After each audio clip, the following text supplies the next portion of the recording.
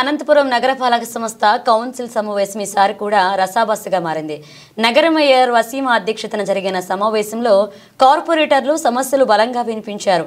ముఖ్యంగా పారిశుద్ధ్య సమస్య, మున్సిపల్ స్థలాల కబ్జా, కార్మికుల సమస్యలు ఇలా చాలా వాటిని ప్రస్తావించారు.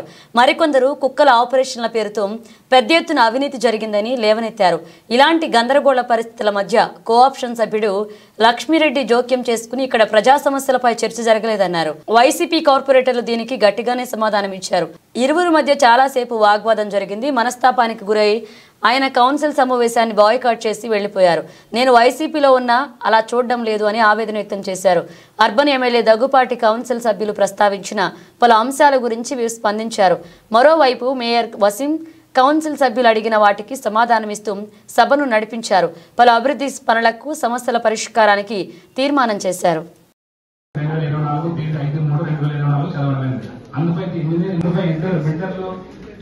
యాక్షన్ కొరకు Anantapuram Mr Mrs Shivasai constructions Anantapuram ఇద్దరు బిల్డర్లు టెండర్ రూల్స్ ప్రకారం అర్హత సాధించినందున కమర్షియల్ స్టేజ్ తెరవక ఈ క్రింది విధంగా వచ్చినవి. సాలిడ్ వేస్ట్ మేనేజ్మెంట్ గాను 50% చొప్పున నిధులను నగరపాలక సంస్థ వాటగా పరిపాలన శాఖ ఇతరుల నెంబర్ 116744 ఆఫీస్ 2020 తేదీ 28/7/2023 చదవడం.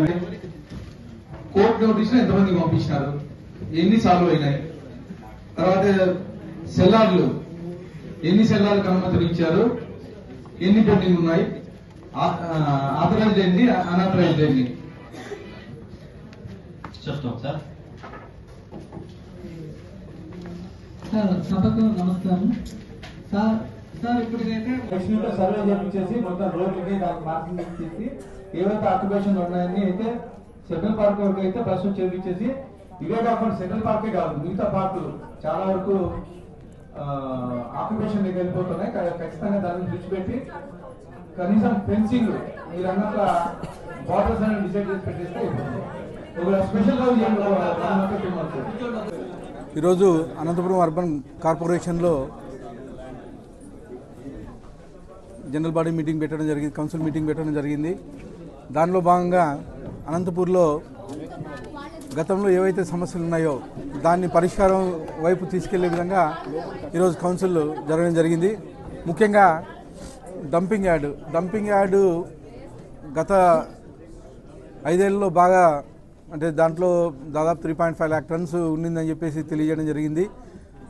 గతంలో 22 కోట్లు 23 కోట్లు డంపింగ్ యార్డ్కి కేటాయించడం జరిగింది.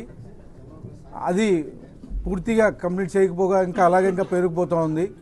ఆ డంపింగ్ యార్డ్ కానీ ముఖ్యంగా క్లియర్ చేయాలని చెప్పేసి ఈరోజు తీర్మానం చేయడం జరిగింది. అలాగే అనంతపురం రోడ్స్లో ముఖ్యంగా ఫుట్ఓవర్ బ్రిడ్జెస్, ఇక్కడ అనేకమైన యాక్సిడెంట్లు జరుగుతూ ఉంది.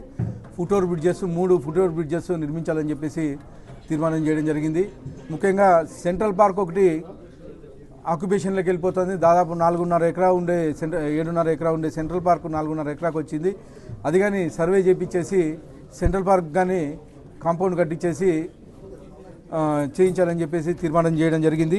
అలాగే ముఖ్యంగా డ్రైనేజ్ సమస్య, డ్రైనేజ్ ఎక్కడైతే ఇబ్బంది ఉందో అక్కడన్నీ మొత్తం దాదాపు ఒక 28 కోట్లు కి వర్కులకి తీర్మానం చేయడం జరిగింది. ఈరోజు డ్రైనేజ్ అయితేమి, సీసీ రోడ్స్ అయితేమి ఇవన్నీను. అలాగే ఇవి కాకోకుండా చిన్న చిన్న సమస్యలు ఉన్నాయి. ఇంకా స్ట్రీట్ లైట్లు, అలాగే డివిజన్స్లో ఈ డ్రైనేజ్ కాలువలు క్లీనింగ్ ఇవన్నీ పెండింగ్ ఉండడం జరిగింది. అవి కానీ క్లీన్ చేయించమని చెప్పేసి ఈ చిన్న చిన్న వర్కులు కానీ చేయమని చెప్పేసి ఆదేశించడం జరిగింది. అలాగే ఇవి కాకోకుండా ముఖ్యంగా ప్రొటెక్షన్ వాల్, అనంతపురంలో వర్షం వస్తే సోమనాథ్ నగరు, రజక్ నగరు ఇలాంటివి కాలనీలు మునిగిపోతున్నాయి. దానిలో భాగంగానే దాదాపు 120 కోట్లతో ఎస్టిమేషన్ వేయించేసి మా ఇరిగేషన్ మినిస్టర్కి రామానాయుడికి ఇవ్వడం జరిగింది. ఇదే విషయాన్ని మా ముఖ్యమంత్రి వర్యులు నారా చంద్రబాబు నాయుడు దృష్టికి తీసుకెళ్లాము. మా ముఖ్యమంత్రి వర్యులు పాజిటివ్గా స్పందించారు. 3 విడతలుగా 40 కోట్లతో 3 విడతలుగా శాంక్షన్ చేయిస్తా అని చెప్పేసి చెప్పడం జరిగింది. ఈ వీలైన తొందరగా ఈ శాంక్షన్ చేయించేసి అక్కడ ప్రొటెక్షన్ వాల్స్ ముఖ్యంగా మరో వంక, నడివంక 2 దానిలకు కానీ ఈ ప్రొటెక్షన్ వాల్స్ ఏర్పాటు చేయించడం జరుగుతుందని చెప్పేసి తెలియజేసుకుంటూ, అలాగే ఇక్కడ అనంతపూర్లో ఏవైతే ఇంకా సమస్యలు ఉన్నాయో ముఖ్యంగా మల్టీ లెవెల్ పార్కింగ్ ఒకటి, ఇవన్నీ కట్టిస్తామని చెప్పేసి తెలియజేసుకుంటున్నాం.